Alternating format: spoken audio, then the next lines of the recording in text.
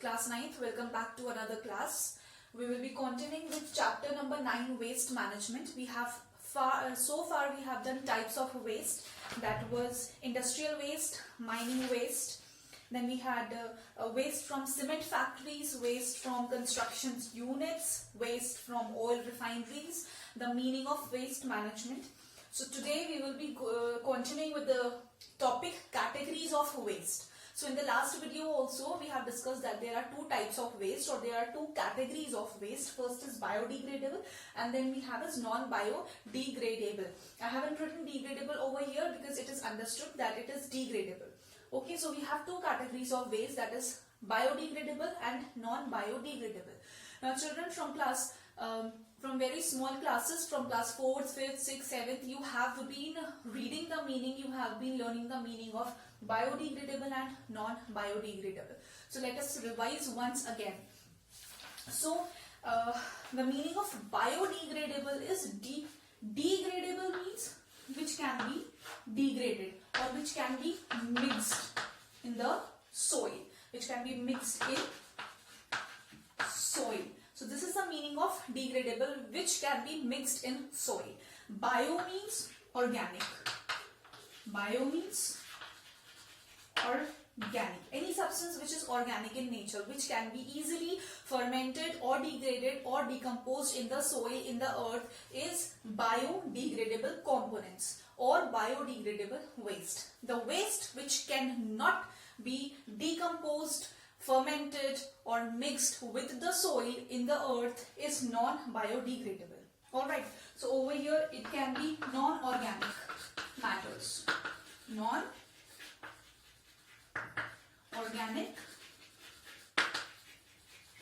matters. Alright, it can be non-organic matters, and over here they are organic matters. Organic matters means, like example, fruit peels, vegetable peels.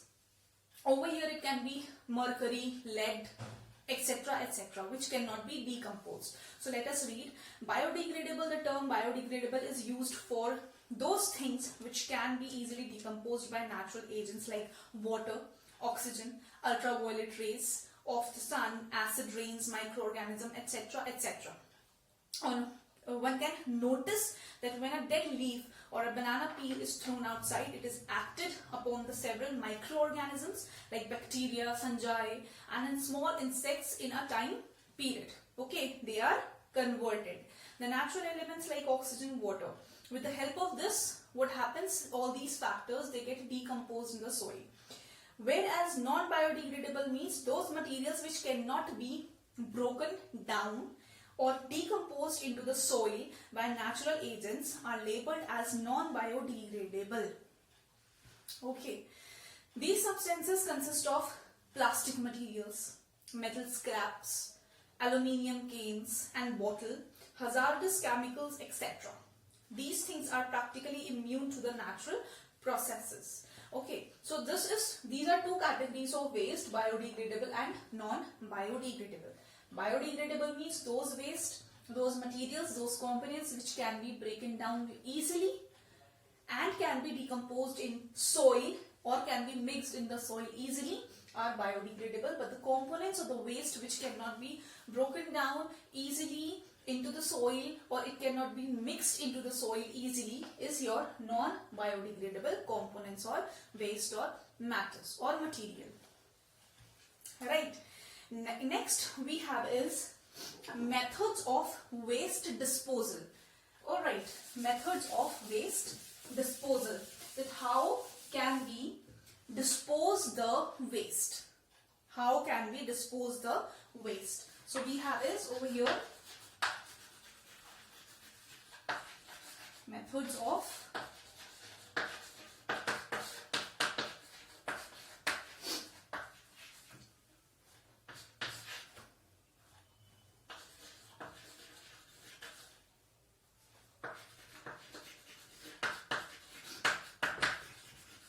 method we have of waste disposal is segregation. Now we live in a world where nearly everything is considered disposable. Disposable means we can dispose, we can throw, we can dump. Waste disposal refers to the different treatments which are given to the waste for avoiding environmental and health hazards. Waste disposal the most important element as it includes planning, it includes administrative setup, it includes financing and technological support. So this is the definition of waste disposal. Okay, now there are several methods of disposing the waste of or waste disposal. First is segregation. What is it? Waste segregation is the process of dividing garbage and waste products in an effort to reduce, recycle and reuse the materials. Over here we get 3 R's. Okay, we get 3 R's and they are reduce, reuse and recycle. Reduce, reuse and recycle. So what happens is that this is a process in which the waste is actually being divided into different sectors, into different portions, into different sections. Okay, certain things that are not needed around the house are kept aside to be sold to the junk or scrap dealers. Now what happens is that we segregate. Segregation means to divide. Segregation means to divide. Divide what? Divide the things as to its nature. Waste material into one, solid material into one, right? Semi-solid into one, liquids and everything is segregated accordingly so that it can be treated according to the nature. The waste can be treated according to the nature. Like if there are plastics, if there are glass bottles, so definitely they cannot be transformed into another shape, or they cannot be transformed into something other in the house, but definitely we can reuse them. We can reuse them by cutting them or by using them for different purposes. But if we don't use them, we segregate them and we sell it to the scrap dealers. Okay, and they dealers, they purchase it from you and they further sell it for reuse purposes. So this is what actually segregation is. Segregation means to divide the things, to divide the waste into different sections according to the nature of the waste, so that we can reduce the waste from the environment, we can reuse the waste of the environment, and we can recycle the waste which can be recycled for the betterment of the environment. Right. Then we have biodegradable and non-biodegradable in this as well. Let us read that. Now, biodegradable waste include organic waste. Example, kitchen waste, kitchen fruits, flowers, leaves from the garden, etc. And whereas non-biodegradable, that is your dry waste, plastic bottles, cans, ketchup bottles and wine bottles, etc., etc. They are non-biodegradable because you cannot decompose them, you cannot mix them into the earth, you cannot mix them into the soil. So, how do we recycle them? We recycle waste like plastics, papers, glass, metals. They can be recycled. Toxic waste, which is toxic for the environment, that is all the medicines, paints, chemicals, bulbs, spray cans, fertilizers and pesticide containers, bacteria, shoe polishes, etc. These are toxic waste. So we divide them differently. We segregate them separately. Then we have is soiled waste. It includes hospital waste such as discarded syringe, needles, bandages, soaps, plasters, cloth soiled with blood and other body fluids. They are segregated, they are divided differently, separately. Then we have a toxic and solid waste must be disposed of with utmost care. Toxic and soiled waste, which is mostly from the hospitals, which is mostly from the clinics of the doctors and hospitals, they should be treated and they should be disposed of separately, completely. How? Life cycle of waste, that is generation. Then we have a segregation. Generation means definitely the waste is being generated. It is generated in the factories, in the industries, in the hospitals, in the clinics. It is generated. Then we segregate it. We separate it. Then is storage and collection. We store it. In the hospitals, you must have seen that there are dustbins of different colors: green, red, yellow, blue. So they are for different waste. Like example, green is for solids or red is for liquids, blue is for gloves, syringe, etc. So we separate them, we divide them.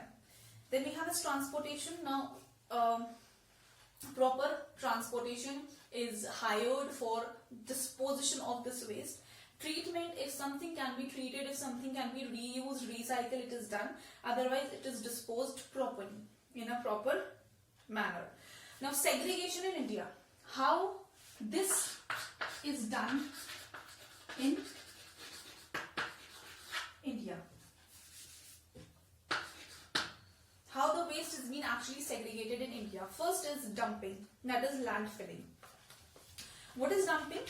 Dumping means to dump the garbage or disposing the garbage all at once. Filling the land. Landfilling means dumping or landfilling is an old way of disposing of waste. It is an easy method for disposing of the dry, reuse or refused material or waste. In this process, solid waste are dumped in a low-lying area. Okay, and as a result of bacterial action, refuse decreased considerably in volume and are converted gradually into humus. Means it is actually converted or it is decomposed in the topmost layer of the soil. So this is how dumping is done. Then we have this composition. Composition means it is a process in which various microorganisms, including bacteria and fungi, break down organic material into simpler substances under controlled aerobic conditions which require certain amount of oxygen. And it is a nature's way of recycling. Means it is composed. It is in a jar or in a container. All the waste materials is being dumped, decomposed, and then it is reused after after it is formed in the manner of compost. Okay. Then we have is drainage. Drainage is the removal of undesirable excess water from a region, crop land, city streets, dwelling places, playground, airports, etc. Many agricultural soils need drainage to remove or improve the production or to manage water supply. Drainage means through with the help of a water you are actually draining off the waste. You are actually draining and decomposing and disposing of the waste material or your waste garbage. Right. So this was meaning of waste management. Then we had categories of waste management. Then we did methods of waste disposal, that we have segregation, and segregation also it has two methods of disposing the waste, that was biodegradable and non-biodegradable.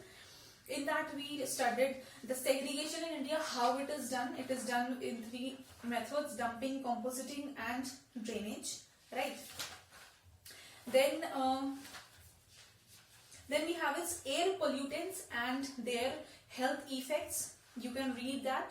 Then you can also read that you can read it on your own, that waterborne diseases and their symptoms, that what are the waterborne diseases, like typhoid is waterborne disease, cholera, hepatitis, all these are waterborne diseases. And what are the symptoms? Thyroid, it is vomiting, and inflamed intestine. Inflamed intestine means that your intestine is upset, it is not healthy, it doesn't feel good.